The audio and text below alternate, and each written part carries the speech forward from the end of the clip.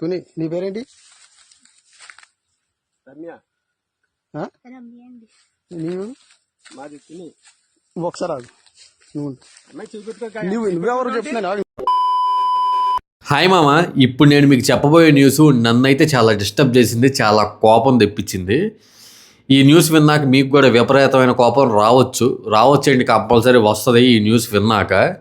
ఆ న్యూస్ ఏంటంటే, కాకినాడ డిస్ట్రిక్ట్లో ఒక షాకింగ్ ఇన్సిడెంట్ జరిగింది. నాకు తెలిసి ఇప్పుడు ఈ సోషల్ మీడియా మొత్తం ఆల్రెడీ వైరల్ అయిపోతుంది వీడియోస్, మీరు కూడా చూసే ఉంటారు నాకు తెలిసి.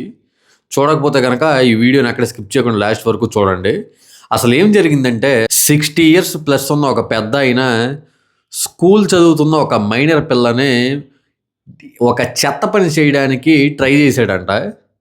మరి ఏం జరిగింది ఏంటనేది ఈ వీడియోలో తెలుసుకుందాం. ఆల్రెడీ సోషల్ మీడియాలో ఫుల్ వైరల్ అవుతుంది ఈ వీడియో. ఒకవేళ మీరు చూస్తే ఈ ఇన్సిడెంట్ పైన మీ అభిప్రాయం మాత్రం కింద కామెంట్ చేయడం మాత్రం మర్చిపోకండి. మామ, ఈ ఇన్సిడెంట్ తుని దగ్గరలో ఉన్న గురుకుల్ స్కూల్లో చదువుతున్న స్టూడెంట్ మీద అయితే జరిగింది. అయితే ఈ పాప హాస్టల్ నుంచి హంసవరం దగ్గరలో ఉన్న ఒక సపోటా గార్డెన్స్కి పిలిచి తీసుకువెళ్ళడానికి అయితే ట్రై చేశాడంట ఆయన. అయితే వాళ్ళని ఎవరో గమనించారు, అక్కడ ఊర్లో వాళ్ళు, ఆ స్థానికులు ఎవరో అయితే వాళ్ళని చూసి ఇంకా అక్కడికి వెళ్ళిపోయి వీడియో తీసి పోలీసులకు ఫోన్ చేసి పెద్ద రచ్చ అయితే జరిగింది అక్కడ. అసలు ఏం జరిగిందో ఈ వీడియో మీరు చూడండి మా ఒకసారి. మీరు ఈ వీడియో చూస్తే మీకు ఒక క్లారిటీ వస్తుంది. ఈ వీడియో చూడండి ఒకసారి. నువ్వెవరు చెప్తున్నాను. మీరు ఎవరు? నువ్వు బట్టలు ఇప్పి ఇక్కడ మీరు ఎవరు? నేను మున్సిపాలిటీ కౌన్సిల్. నేను ఎక్కడ? Municipality council. నేను మున్సిపాలిటీ కౌన్సిలర్.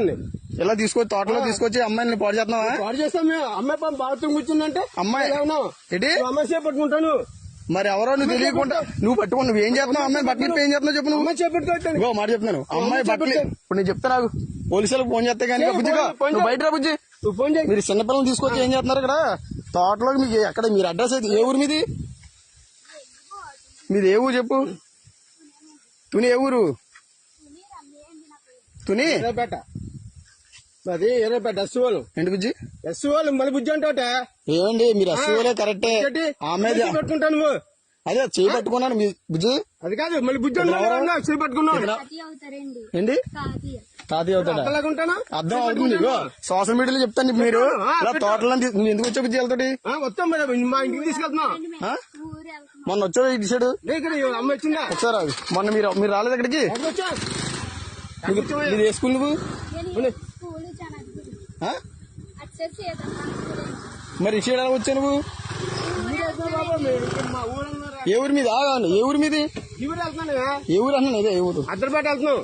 సార్ ఆగండి మీరు. సరే బండి చేస్తాను. అదే ఈ తోటలో ఎవరు రమ్మన్నాడు మిమ్మల్ని? ఎవరు రమ్మన్నాడు? తోటలోకి ఎవరు రమ్మన్నాడు? తోటలో ఏమన్నా బాత్రూమ్ వస్తావా? తాళం ఎత్తావు ఇవా నువ్వు? తాళం చెప్తాను. ఎవడో వచ్చేసి చెప్తాను. ఎవడు చెప్పు? ఎవడో తెలియదు. నువ్వు బండి ఆపపోతే బావులు కూడా చెప్తున్నాను. అసలు ఈ న్యూస్ వింటుంటేనే డైజెస్ట్ కావట్లేదు మామ. అసలు 60 years ప్లస్ ఆయన అక్కడ, ఆ చిన్న పాప ఎక్కడ మామ? ఇలాంటి విషయం విన్నాక చిన్నపిల్లలు అసలు సేఫ్గా ఉన్నారని అనిపించట్లేదు.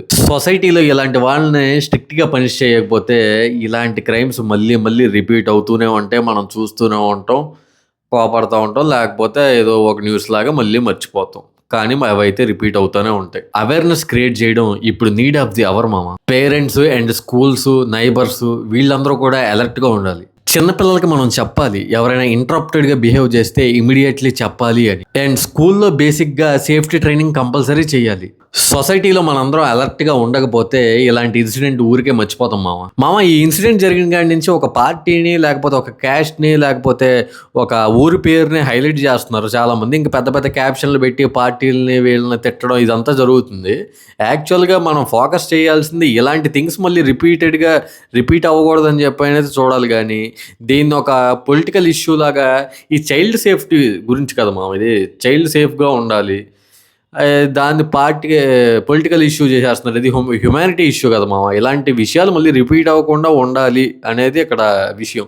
దీన్ని మళ్ళీ పొలిటికల్లోకి తీసుకెళ్ళి ఇదంతా అసలైన విషయాన్ని హైలైట్ చేయకుండా మిగతా విషయాలన్నిటి గురించి కొట్టుకుంటున్నారు. మనం ఒకరిని ప్రొటెక్ట్ చేయడం స్టార్ట్ చేస్తే సొసైటీ అప్పుడు సేఫ్ అవుతుంది మామ.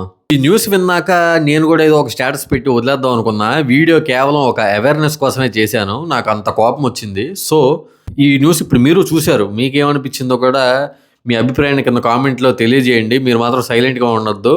చిన్నపిల్లలు సేఫ్గా ఉండటం మన రెస్పాన్సిబిలిటీ. వాయిస్ రేస్ చేయాలి, సైలెంట్ అవ్వకూడదు. Protect kids, speak up, stay alert. మామ మళ్ళీ చెప్తున్నాను, ఈ మ్యాటర్ మీద మీ అభిప్రాయాన్ని కింద కామెంట్లో రాయండి. మనందరం కలిసి అవేర్నెస్ అయితే స్ప్రెడ్ చేద్దాం.